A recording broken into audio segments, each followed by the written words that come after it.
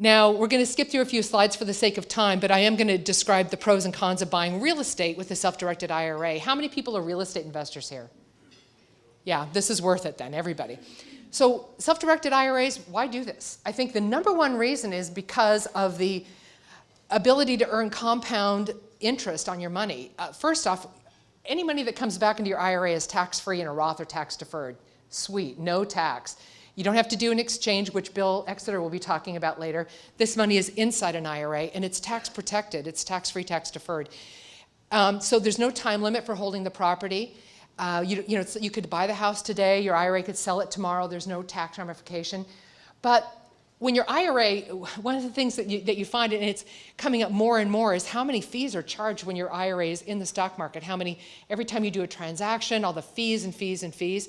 With a self-directed IRA, we have a flat annual fee, so we're not like gouging you. But also, say you bought a house, one of these houses in Moreno Valley, say it was $100,000. You hang on to it for 10 years. Now it's $200,000. So your IRA sells that property. Now here comes $200,000 into your IRA. Sweet. All that money is there. 100% of that money can go back out into your next deal. Isn't that great? It's not diminished by taxes. So that's the great upside of using a self-directed IRA, is you can continue to compound faster and use that money. It's not diminished by tax up front. I mean, there are exceptions. We'll talk about it. But the downside about buying real estate with your IRA is this. You don't get the same tax breaks that you get when you own real estate personally. So there are two sets of questions. One question is, hey, I've got a whole stack of money over here, and I have an IRA. Which one should I choose, personal or IRA? Where should I, what should I do? You're going to talk to your tax advisor and find out where you have the best tax benefits.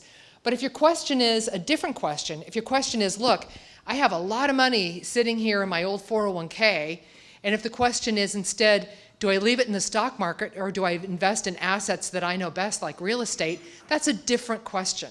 And that's the upside of self-directed IRAs. But understand that if your IRA, say, owns a condo here in Irvine, and your child is going to UCI, your child can't live there. So these are things you need to keep in mind, the upside and downside.